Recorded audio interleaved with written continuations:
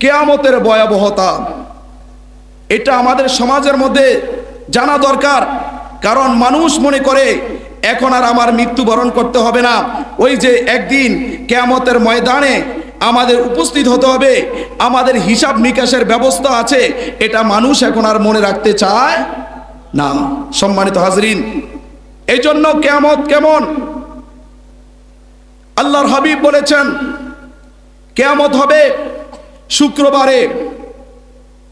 এই জন্য মানুষ এবং জিন ছাড়া প্রত্যেক পৃথিবীর প্রত্যেকটা সৃষ্টি আল্লাহর প্রত্যেক শুক্রবারে ফজর থেকে সূর্য উদয় পর্যন্ত আল্লাহর কাছে বেশি বেশি তসবিহ পড়তে থাকে কিয়ামতের ভয়ে। বলুন না সুবহানাল্লাহ। সম্মানিত হাজরিন, তাহলে কিয়ামত কত বড় কঠিন জিনিস।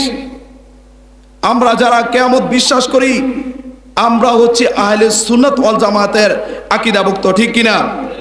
এই জন্য সম্মানিত হাজরিন, আল্লাহ সুবহানাহু ওয়া তাআলা কিয়ামতের ভয়াবহতা সম্পর্কে অনেক কোরআনে কারিমার আয়াত নাজিল করে দিয়েছেন। হাদিসে নববীতে আমার নবী অসংখ্য হাদিস কিয়ামত সম্পর্কে বর্ণনা করেছেন, ঠিক কিনা? আল্লাহর প্যারা রাসূল সাল্লাল্লাহু আলাইহি ওয়াসাল্লাম ইরশাদ করেন, কিয়ামতে মানুষের মাত্র 3 ইঞ্চি উপরে সূর্য থাকবে। কিয়ামতের ময়দানটা কত ভয়াবহ! ও আমার ভাইয়েরা, ও আমার বাবারা, কিয়ামতের ময়দানটা কত ভয়াবহ! দুনিয়ার মধ্যে যদি 40 ডিগ্রি সেলসিয়াসের গরম পড়ে, তাহলে তাপের কারণে আমাদের মধ্যে অসংখ্য মানুষ হিট স্ট্রোক করে, মৃত্যুবরণ করে।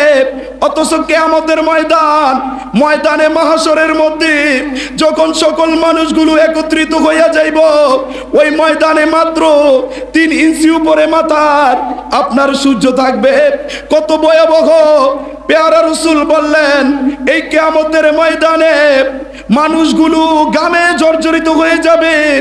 মানুষগুলো দুনিয়ার মধ্যে যে আমল করেছে, ওই আমল মাফিক তাদের ঘাম হবে।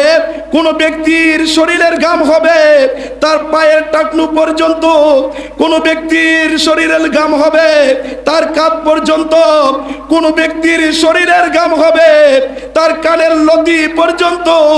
মানুষগুলো ঘামের মধ্যে থাকবে। সম্মানিত হাজিরিন, আর যারা কাফের তাদের অবস্থা হবে, তারা এই ঘামের মধ্যে হাবুডুবি খাবে। কিয়ামতের ময়দানটা কত ভয়াবহ! আল্লাহর প্যারা রাসূল সাল্লাল্লাহু আলাইহি ওয়াসাল্লাম ইরশাদ করেন, ও আমার সাহাবীরা রে, কিয়ামতের ময়দানে প্রত্যেকটা মানুষ উলঙ্গ অবস্থায় এবং খতনাবিহীন অবস্থায় উঠবে। কোন মানুষের দেহের মধ্যে কোনো পোশাক থাকবে না। হযরত মা আয়েশা সিদ্দিকা রাদিয়াল্লাহু তাআলা আনহা বলেন, ইয়া রাসূলুল্লাহ, ইয়া নবী আল্লাহ, নবী গো, কিয়ামতের ময়দানে কি একজন কি অপরজনের দিকে তাকাবে না? লজ্জা কি পাবে না? আমার নবী রহমতুল লিল আলামিন বললেন, আয়েশা রে, কিয়ামতের ময়দানে এত ভয়াবহ রে আয়েশা, যেই ময়দানে কেউ কারো দিকে তাকানোর সময় পাবে না। বলুন না সুবহানাল্লাহ। সম্মানিত হাজিরিন, কিয়ামতের ময়দান এত ভয়াবহ। এই কিয়ামতের ময়দানে আমার আল্লাহ সুবহানাহু ওয়া তাআলা রব্বুল আলামিন, আমার আল্লাহ সুবহানাহু ওয়া তাআলা কিয়ামতের ময়দানে জাহান্নামকে টেনে আনবে। টেনে আনার পরে জাহান্নামের 70,000 শিকল থাকবে। প্রত্যেক শিকলের মধ্যে 70,000 ফেরেশতা থাকবে। বলুন না সুবহানাল্লাহ। তাহলে কিয়ামতের ময়দান কত ভয়াবহ হবে! উনি যেটা বলেছেন, এটা আমি হাদিসের কথা বলছি, এটা হাদিসের বাইরে কোনো কথা বলি নাই। সম্মানিত হাজিরিন, আপনার একটু জানতে হবে, এই জন্য জানার দরকার আমার ভাইরা। তাহলে কিয়ামতের ময়দানটা কত ভয়াবহ একটা ময়দান, যেই ময়দানের মধ্যে জাহান্নামকে উপস্থিত করা হবে। হযরতে মা আয়েশা সিদ্দিকা রাদিয়াল্লাহু তাআলা আনহা একদিন জাহান্নামের কথা স্মরণ করে কাঁদছেন। আমার নবী সাল্লাল্লাহু আলাইহি ওয়াসাল্লাম জিজ্ঞাসা করলেন, আয়েশা তুমি কেন কাঁদছো? হযরতে আয়েশা সিদ্দিকা বলেন, ইয়া রাসূলুল্লাহ, ইয়া হাবিবাল্লাহ, নবী গো, জাহান্নামের কথা আমি স্মরণ করে কাঁদছি। আমার নবী বলেন, আয়েশা, এটা জাহান্নামটা বড় ভয়াবহ জায়গা, কিয়ামতের ময়দানটা বড় ভয়াবহ জায়গা। হযরত আয়েশা বলেন, ইয়া রাসূলুল্লাহ, ইয়া হাবিবাল্লাহ, কিয়ামতের ময়দানে কি আপনারা আপনাদের বিবিদের কোনো পরিচয় দিবেন না? কিয়ামতের ময়দানে কি কোনো মানুষকে চিনবে না? তখন আল্লাহর হাবিব রহমতুল লিল আলামিন বলেন, আয়েশা রে, তিন জায়গার মধ্যে কোনো মানুষকে চিনবে না রে আয়েশা। ওই তিনটা জায়গা হলো, আয়েশা রে, মিজানের পাল্লার নিকট কোনো মানুষকে চিনবে না। মিজানের পাল্লায় যখন মানুষকে উপস্থিত হবে, শুধু মানুষ নিজের ইয়ানাফসি করতে থাকবে। তার ছেলে কি, তার মেয়ে কি, তার স্ত্রী কি, কারো দিকে তা খেয়াল থাকবে না। শুধু নিজের খবর থাকবে, আর কারো দিকে চিন্তা করবে না। ইয়া রাসূলুল্লাহ, ইয়া হাবিবাল্লাহ, নবী গো, দ্বিতীয় নাম্বার জায়গাটা কোথায়? আমার নবী বলেন, আয়েশা রে, দ্বিতীয় নাম্বার জায়গাটা হলো যখন মানুষের আমলনামার হিসাব নেওয়া হবে, তার আমলনামা উপস্থিত করা হবে। তার আমলনামা কি ডান হাতে দিবে নাকি বাম হাতে দিবে?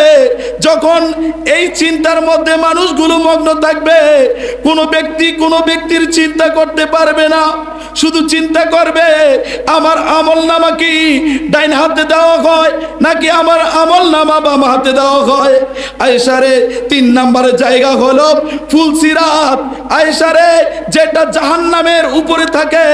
সম্মানিত হাজিরিন, আমরা আগের দিনে যখন খাল বিল ছিল তখন আমরা সাঁকু ব্যবহার করতাম, ঠিক কিনা?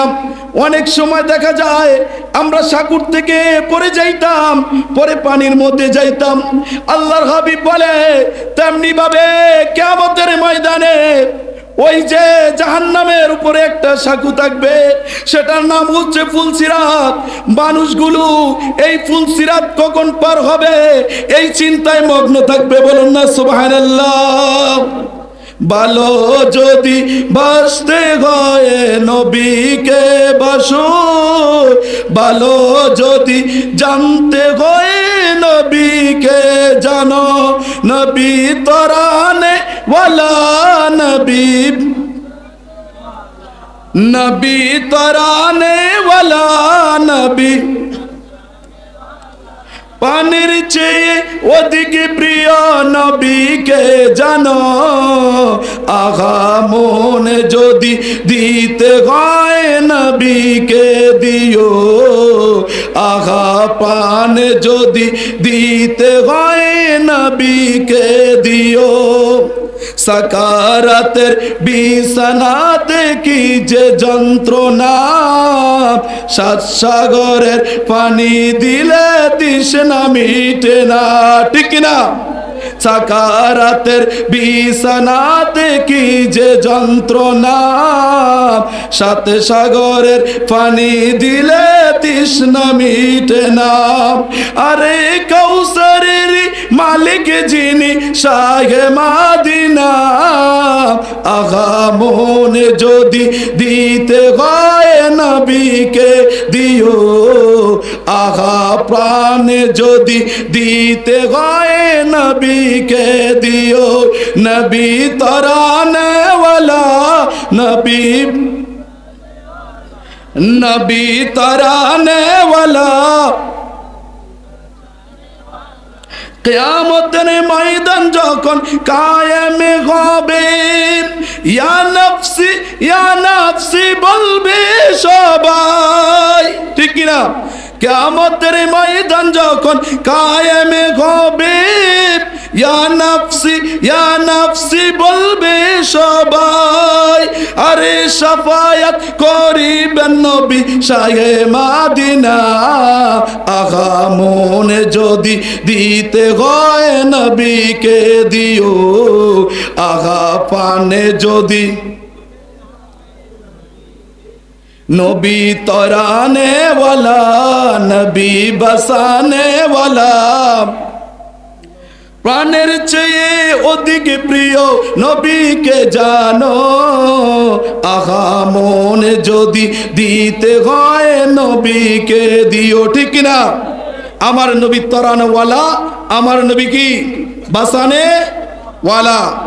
হযরতে মা আয়েশা সিদ্দিকা রাদিয়াল্লাহু তাআলা বললেন, আমি শুনেছি আল্লাহর হাবিব কোন এক দোয়ার মধ্যে এই দোয়াটা পড়েছেন, আল্লাহুম্মা হাসিবনি হিসাবান ইয়াসিরা, হে আল্লাহ আমার হিসাব নিকাশকে সহজ করে দিন। বলুন না সুবহানাল্লাহ। তাহলে আমার নবী রহমতুল লিল আলামিন, রহমতের কান্ডারি নবী যদি এই দোয়া পড়তে পারে, আল্লাহুম্মা হাসিবনি হিসাবান ইয়াসিরা, আল্লাহ আমার হিসাব নিকাশকে সহজ করে দিন, তাহলে আমার নবীর কি কোনো গুনাহ আছে? আমার নবী গুনাহ নাই, কারণ আমার নবী হচ্ছে আল্লাহ রাব্বুল আলামিন আমার নবীকে জান্নাত দান করে দিয়েছেন, ঠিক কি না? যেই নবীকে আল্লাহ জান্নাত দিয়েছেন ওই নবীর কি জান্নাতের চিন্তা আছে? কোনো চিন্তা নাই। তারপরও আমার নবী কেন পড়েছেন? উম্মতদেরকে শিক্ষা দেওয়ার জন্য। ও আমার উম্মত শুনো, আমি নবী রহমতুল লিল আলামিনের কোনো পাপ নাই, কারণ সকল নবী মাসুম। আমি নবী মাসুম সত্ত্বেও আমি এই দোয়া বেশি বেশি পড়েছি, তোমরাও পড়ো, কারণ কিয়ামতের ময়দানটা এত বড় কঠিন, এই জন্য বেশি বেশি এই দোয়ার পড়ো। এই দোয়া পড়লে আমার আল্লাহ তোমাকে ক্ষমা করে দিবে, ঠিক কিনা? সম্মানিত হাজরিন, হযরতে মা আয়েশা বলেন, ইয়া রাসূলুল্লাহ সহজ হিসাব কোনটা? আল্লাহর নবী রহমতুল লিল আলামিন বললেন, সহজ হিসাব হলো ওটা যে আল্লাহ মানুষের আমল নামার দিকে দেখে বান্দাকে ক্ষমা করে দেয়। বলুন না সুবহানাল্লাহ। আমার নবী রহমতুল লিল আলামিন বলে, আয়েশা রে, কিয়ামতের ময়দানে যদি আমার আল্লাহ কোনো ব্যক্তিকে ধরে রে আয়েশা, ওই ব্যক্তি ধ্বংস হয়ে যাইবে রে আয়েশা। এই জন্য আল্লাহ বান্দার আমল নামার দিকে তাকাবে, ওই আমল নামার দিকে তাকাইয়া বান্দাকে মাফ করে দিবে। বলুন না সুবহানাল্লাহ। আল্লাহর হাবিব রহমতুল লিল আলামিন ইরশাদ করেছেন, কিয়ামতের ময়দানটা কত ভয়াবহ। কিয়ামতের ময়দানটা হবে 50,000 বছরের মতো, এত একটা বড় দিন। আমার নবীকে জিজ্ঞেস করা হলো, ইয়া রাসূলুল্লাহ, যারা ঈমানদার মুত্তাকি ফরেজগার নবীজি, তাদের জন্য কিয়ামতের ময়দানটা কেমন হবে? আমার নবী রহমতুল লিল আলামিন বললেন, যারা ঈমানদার মুত্তাকি ফরেজগার তাদের জন্য কিয়ামতের ময়দানটা হবে ফরজ 2 রাকাত নামাজ পড়তে যেই সময় তার চেয়ে আরো কম সময়। বলুন না সুবহানাল্লাহ। ফরজ 2 রাকাত নামাজ পড়তে যেই সময় তার চেয়ে আরো কম সময়। যারা কি ঈমানদার মুত্তাকি, আমরা কি ঈমানদার হতে রাজি আছি কিনা? আমরা আল্লাহকে মানতে চাই কিনা? আমরা রাসূলের মহব্বত রাখতে চাই কিনা? সম্মানিত হাজরিন, এই কিয়ামতের ময়দান কেমন ভয়াবহ একটা হাদিসে পাক বলেই আমি আমার আলোচনা গুছিয়ে ফেলবো, যেহেতু দীর্ঘ সময় হয়ে গিয়েছে। কিয়ামতের ময়দানে মানুষগুলো হুমড়ি মুড়ি খেয়ে মানুষগুলো হযরতে আদম আলাইহিস সালামের কাছে যাবে। হযরতে আদম আলাইহিস সালামের কাছে যাওয়ার পরে মানুষগুলো বলবে, আপনি আমাদের আদি পিতা আদম সফিউল্লাহ, আপনি একটু আমাদের জন্য আজকের দিনে সুপারিশ করুন। হযরত আদম আলাইহিস সালাম বলবে, আজকের জন্য আমি আদম নবী উপযুক্ত নাই, তোমরা একটা কাজ করো। ওই যে দেখা যায় হযরত ইব্রাহিম খলিলুল্লাহ, ওই ইব্রাহিম খলিলুল্লাহর কাছে চলে যাও, ওই ইব্রাহিম খলিলুল্লাহ তোমাদের জন্য সুপারিশ করবে। লোকগুলো হযরত ইব্রাহিম খলিলুল্লাহর কাছে চলে যাবে, যাইয়া বলবে, আসসালামু আলাইকুম ইয়া নবী আল্লাহ, আপনি তো আল্লাহর নবী হযরত ইব্রাহিম খলিলুল্লাহ, আমাদের জাতির পিতা, আজকে আমাদের জন্য একটু দোয়া করুন, আজকে আমাদের জন্য একটু সুপারিশ করুন আল্লাহর কাছে। হযরত ইব্রাহিম আলাইহিস সালাম যখন এই কথা ইব্রাহিম আলাইহিস সালামকে বলবে, ইব্রাহিম আলাইহিস সালাম বলবে, আজকের জন্য আমি ইব্রাহিম নবী উপযুক্ত নয়, তোমরা একটা কাজ করো, হযরত মুসা কলিমুল্লাহর কাছে চলে যাও। লোকগুলো কান্নাকাটি করতে করতে লোকগুলো হযরতে মুসা কালিমুল্লাহর কাছে চলে যাবে। হযরতে মুসা আলাইহিস সালামের কাছে যখন যাবে, যাওয়ার পরে বলবে, সালাম দিবে, সালামের পরে বলবে, আপনি তো মুসা নবী, আপনার উপাধি হলো কলিমুল্লাহ, আপনি আল্লাহর সাথে কথা বলেছেন, আজকে আপনি আমাদের জন্য একটু আল্লাহর কাছে দোয়া করেন, একটু আল্লাহর কাছে সুপারিশ করেন। তখন হযরত মুসা আলাইহিস সালাম বলবে, আমি এর জন্য উপযুক্ত নই, তোমরা একটা কাজ করো, তোমরা চলে যাও হযরত সাইয়্যিদনা ঈসা আলাইহিস সালামের কাছে। বলুন না সুবহানাল্লাহ। হযরত ঈসা আলাইহিস সালামের কাছে লোকগুলো চলে যাবে। ঈসা নবীর কাছে যখন লোকগুলো চলে যাবে, ঈসা আলাইহিস সালামের কাছে সালাম বিনিময় হবে।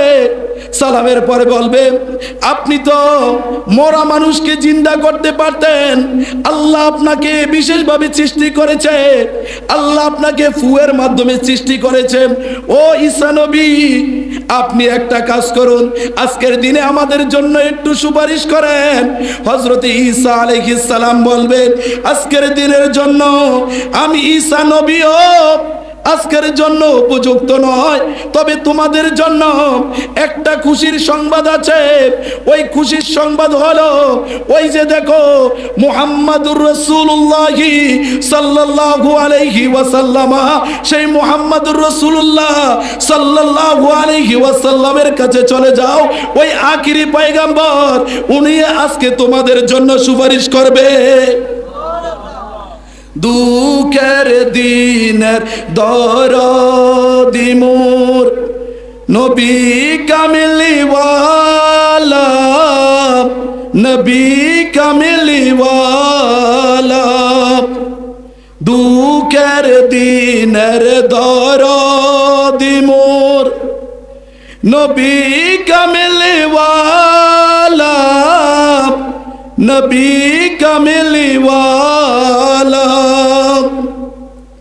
তুমি আসবে জানি আধার রাতে, জ্বলবে চিরাগ লালা, নবী কামিলিওয়ালা, তুমি আসবে জানি আধার রাতে, জ্বলবে চিরাগ লালা, নবী কামিলিওয়ালা, জাগবে জবে বকে আমার, ওপার দিশা সাথে সাহারার, জানি ধরবে তুলে কণ্ঠে আমার কাউসারের পিয়ালা, নবী কামিলিওয়ালা, দুঃখের দিনের দরদি মোর নবী কামিলিওয়ালা, নবী কামিলিওয়ালা, মাঝে দরিয়ায় উঠলে তুফান, তাই না আমি ডরি, জানি আমায় কুলে নিবে তোমার শাফায়াতের তোরি মাঝে দরিয়ায় উঠলে তুফান তাই না আমি ডরি জানি আমায় কুলে নিবে তোমার শাফায়াতের তোরি তোমার বেগম নয়ন জানি করবে আমায় নিগাহবানি লাগবে দুশোর দিন গুলি মোর তোমার আখিরিয়ালাম নবী কামেলিওয়ালা দুঃখের দিনের দরদি মোর নবী কামেলিওয়ালা নবী কামেলিওয়ালা তুমি আসবে জানি আদার রাতে জলবে সে রাগ লালা নবী কামেলিওয়ালা। ঠিক কিনা? যখন লোকগুলা আল্লাহর হাবিবের দরবারে আসবে কান্নাকাটি আমার নবী রহমতুল্লিল আলামিনকে সালাম দিবে, সালাম দেওয়ার পরে বলবে ইয়া রাসূলুল্লাহ ইয়া হাবিবাল্লাহ নবী গো কত নবীর কাছে গেলাম, আমরা হযরতে আদম আলাইহিস সালামের কাছে গেলাম, আমরা হযরতে ইব্রাহিম ও খলিলুল্লাহর কাছে গেলাম, আমরা হযরতে ঈসা আলাইহিস সালামের কাছে গেলাম, আমরা হযরতে মুসা নবীর কাছে গেলাম, কোন নবী আজকের দিনে আমাদের জন্য একটু সুপারিশ করে নাই গো নবী। ইয়া রাসূলুল্লাহ ইয়া হাবিবাল্লাহ আমরা আর কোন দিশা পাই না গো নবী, আমরা চলে এসেছি আপনি নবী মুস্তাফার কাছে। আমার নবী বলেন উম্মত রে আমি নবী রহমতুল্লিল আলামিন এই জন্য তো এখানে উপস্থিত আছি, বলুন না সুবহানাল্লাহ। আমার নবী আমাদের জন্য সুপারিশ করার জন্য উপস্থিত থাকবেন, তখন আমার নবী আল্লাহর কিছু প্রশংসা করবেন, প্রশংসা করার পরে আমার নবী একটা সেজদা দিবেন, সেজদা দেওয়ার পরে আমার নবীকে আল্লাহ বলবেন ইয়া মুহাম্মদ ইরফা রাসিকা, হে মুহাম্মদ সাল্লাল্লাহু আলাইহি ওয়াসাল্লাম তুমি তোমার মাথাটা উত্তোলন করো, বলুন না সুবহানাল্লাহ। আজকে তুমি যা চাইবা আমি আল্লাহ আজকে তোমাকে সেটা দিব, আজকে তুমি যা বলবা আমি আল্লাহ আজকে সেটাই শুনবো, বলুন না সুবহানাল্লাহ। শুধু তাই নয়, তুমি যদি আজকে তোমার গুনাহগার উম্মতকে যাদের যাররা পরিমাণ ঈমান আছে, তোমার মুহাব্বত আছে, আল্লাহ এবং রাসূলকে মানে, ওদেরকে যদি তুমি জান্নাতে নিতে চাও, যাও যাও মুহাম্মদ সাল্লাল্লাহু আলাইহি ওয়াসাল্লাম তুমি তাদেরকে জান্নাতে নিয়ে যাও, বলুন না সুবহানাল্লাহ। আল্লাহ বলেন কুল ইন কুনতুম তুহিব্বুনাল্লাহ ফাত্তাবিউনি ইউহিব্বুকুমুল্লাহ ওয়া ইয়াগফিরু লাকুম যুনুবাকুম ওয়াল্লাহু গফুরুর রহিম। কুল ইয়া রাসূলুল্লাহ আপনি বলে দিন ইন কুনতুম তুহিব্বুনাল্লাহ যদি তোমরা আল্লাহকে ভালোবাসতে চাও ফাত্তাবিউনি আমি নবী মুস্তাফাকে ভালোবাসো, বলো সুবহানাল্লাহ। আল্লাহকে ভালোবাসা, আল্লাহকে ভালোবাসতে হলে আমার নবী মুস্তাফাকে কি করতে হবে? অনুসরণ করতে হবে। এই জন্য হযরতে সাইয়েদনা উমর বিন খাত্তাব রাদিয়াল্লাহু তাআলা যিনি জলিল কদর সাহাবী ছিলেন, হযরতে উমর ফারুক একদিন আল্লাহর হাবিবের দরবারে আসলেন, আসার পরে বললেন ইয়া রাসূলুল্লাহ ইয়া হাবিবাল্লাহ নবী গো আমি আমার জান ছাড়া সকল কিছু থেকে আপনি নবী মুস্তাফাকে বেশি ভালোবাসি, বলুন না সুবহানাল্লাহ। আমার নবী বললেন ওমর আমি নবী তোমার প্রতি সন্তুষ্ট হতে পারলাম না, আমি নবী স্যাটিসফাই হতে পারলাম না, ওমর তুমি তোমার জান থেকেও বেশি আমি নবী মুস্তাফাকে ভালোবাসতে হবে, তাহলে তুমি পরিপূর্ণ ঈমানদার হতে পারবে। হযরতে সাইয়েদনা ওমর ইবনে খাত্তাব রাদিয়াল্লাহু তাআলা বললেন ইয়া রাসূলুল্লাহ ইয়া নবী আল্লাহ নবী গো আমার যত সম্পদ আছে সকল সম্পদ থেকে আপনি নবীকে বেশি ভালোবাসি, এবং শুধু তাই নয় ইয়া রাসূলুল্লাহ আমার জান যেটা ছিল এই জান থেকেও আপনি নবীকে বেশি ভালোবাসি, বলুন না সুবহানাল্লাহ। আমার নবী বলে ওমর রে তুমি পাক্কা ঈমানদার হয়ে গিয়েছো, বলুন না সুবহানাল্লাহ। ইয়া রাসূলুল্লাহ লা ইয়া রাসূলুল্লাহ ইয়া রাসূলুল্লাহ ইয়া হাবিবাল্লাহ ইয়া রাসূলুল্লাহ পাই যদি নবী গো দিদার আপনার মৌতের কষ্ট থাকবে না আমার, ঠিক কিনা? নবী দিদার পাইলে আমাদের মৌতের কষ্ট থাকবে। গতকালকে আপনারা দেখেছেন পুরা চাঁদপুর ডিস্ট্রিক্টের মধ্যে ঐতিহাসিক একটা জানাজা হয়েছে। ডুমুরিয়া দরবার শরীফের পীর সাহেব হুজুর আল্লামা মুফতি ABM সাদিকুল্লাহ রহমতুল্লাহ আলাইহির সেই ডুমুরিয়া দুইটা মাঠ ছিল, দুইটা মাঠের পাশাপাশি বিশ্ব রোডের সেই ব্রিজ থেকে শুরু করে একবারে দিঘির পাড়ের কাছাকাছি পর্যন্ত এত বিশাল একটা গণজামায়াত হুজুর আল্লামা মুফতি ABM সাদিকুল্লাহ রহমতুল্লাহ আলাইহির জানাজার মধ্যে হয়েছে, বলুন না সুবহানাল্লাহ। কারণ কি? উনি ছিলেন সচ্চা আশিকে রাসূল এবং জবরদস্ত একজন মুফতি। তাহলে যারা আল্লাহকে রাজি খুশি করাতে পেরেছে আল্লাহ তাদেরকেও দামি করে দিয়েছে, ঠিক কিনা? উনি দুনিয়ার মধ্যে সাদা সিধা ভাবে চলতেন, কিন্তু উনি ছিলেন ঢাকা আলিয়া মাদ্রাসার হেড মুফতি। কিন্তু ওনার বেশভূষ সাধারণ ভাবে ছিলেন, কিন্তু আল্লাহ বলেন আপনি সাধারণ ছিলেন, আপনি আমার মাহবুব বান্দা হয়ে গিয়েছেন। আপনি যেহেতু আমার মাহবুব বান্দা হয়েছেন, এজন্য আমি আল্লাহ আপনার বিদায়টাকে আমি বরণ করে নিয়েছি, বলুন না সুবহানাল্লাহ। আমরা কি বরণীয় বিদায় চাই? আমরা যদি বরণীয় বিদায় চাই তাহলে নবীর ভালোবাসা, আল্লাহর ভালোবাসা আমাদের অন্তরে থাকতে হবে কিনা? হযরতে ওমরে ফারুকের মতো থাকতে হবে। হযরতে ওমর ফারুক সকল কিছু থেকে আমার নবীকে বেশি ভালোবেসেছে, কিন্তু যখন বললেন ইয়া রাসূলুল্লাহ আমার প্রাণ থেকে নয়, আমার জান থেকে নয়, আমার নবী বললেন ওমর আমি নবী সন্তুষ্ট হতে পারলাম না। তাহলে চিন্তা করে দেখুন যে সাহাবায়ে কেরাম নিজেদের ধন দৌলত, ছেলে সন্তান, স্ত্রী সকল কিছু ছেড়েছে ইসলামের জন্য। যদি ওনারা ইসলামের জন্য এগুলা ছাড়ার পরেও আমার নবী বলেন ওমর রে আমি স্যাটিসফাই হতে পারি নাই। ওমর যখন বললেন ইয়া রাসূলুল্লাহ সকল কিছু থেকেই আমি আপনাকে ভালোবাসি এবং আমার জান থেকেও আপনি নবীকে বেশি ভালোবাসি, তখন আমার নবী বললেন এখন আমি তোমার প্রতি সন্তুষ্ট, তুমি পাক্কা ঈমানদার, বলুন না সুবহানাল্লাহ।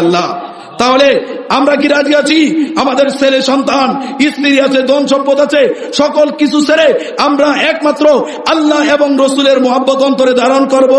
আমরা কি রাজি আছি? যদি আমরা রাজি থাকি তাহলে দুই হাত উঠিয়ে আল্লাহকে দেখান। নারে তাকবীর, নারে রিসালাত, নারে গাউসিয়া, পবিত্র ঈদে মিলাদুন নবী। সম্মানিত হাজিরিন, সেই আল্লাহকে আমাদের রাজি খুশি করতে হবে, আর আল্লাহকে রাজি খুশির মাধ্যম হচ্ছে আমার নবীর ভালোবাসা, ঠিক কিনা?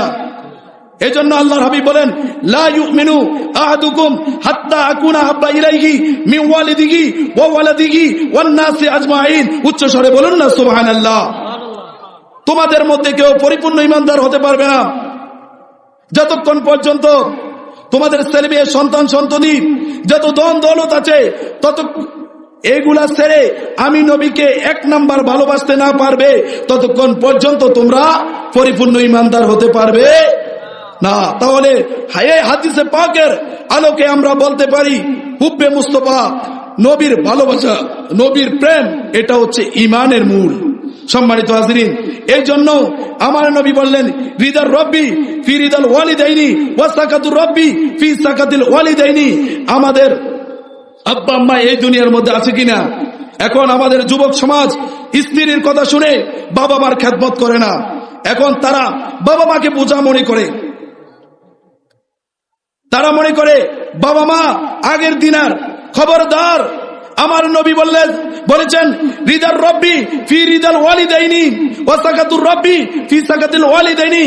আল্লাহ বলেন যে ব্যক্তি বাবা মাকে সন্তুষ্ট করতে পেরেছে আমার আল্লাহ তার উপর সন্তুষ্ট হয়েছে, আর যে ব্যক্তি বাবা মাকে সন্তুষ্ট করতে পারে নাই আল্লাহ তার উপর সন্তুষ্ট হয়। তাহলে আল্লাহ যার উপর বেজার তার জন্য কি দুনিয়ার কল্যাণ নাই, আখিরাতেরও কোনো কল্যাণ নাই। এজন্য আমাদের এই মাহফিল থেকে একটা মেসেজ হচ্ছে, আমরা আমাদের আব্বা আম্মাকে কি করব?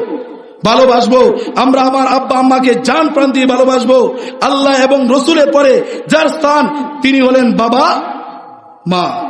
এই বাবা মাকে হে যুবক ভাইরা আমরা ভালোবাসতে রাজি আছি কিনা? আল্লাহ যেন আমাদের প্রত্যেককে ভালোবাসার তৌফিক দান করে, বলতে বলেন আমিন।